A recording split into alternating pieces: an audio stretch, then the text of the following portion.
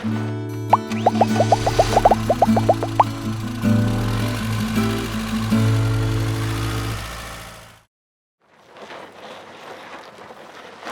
guys, Scott here with RV Wholesalers. Today we're going to go over some toilet functionality. So we have a Thetford toilet in this coach right here. It's a foot flush style.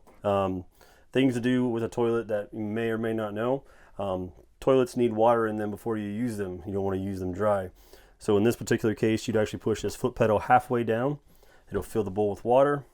Use the toilet, push it all the way down, then flushes it. When you're done, you want to refill that water in there because that creates an odor barrier between your tank and the rest of the coach. So once again, when you're done flushing the toilet, let go of the toilet halfway, leave it so just the water runs but the flap closes, and that'll fill your bowl with a little bit of water, and that'll keep any smells coming of it. A lot of coaches also have the handle style. This toilet itself gives a description of it, but if you have a handle on the side of the toilet, similar thing, pull the handle halfway, let the water fill, use the toilet, pull the handle all the way, let it flush, and do the same thing when you're done. Pull the handle halfway, let it fill up.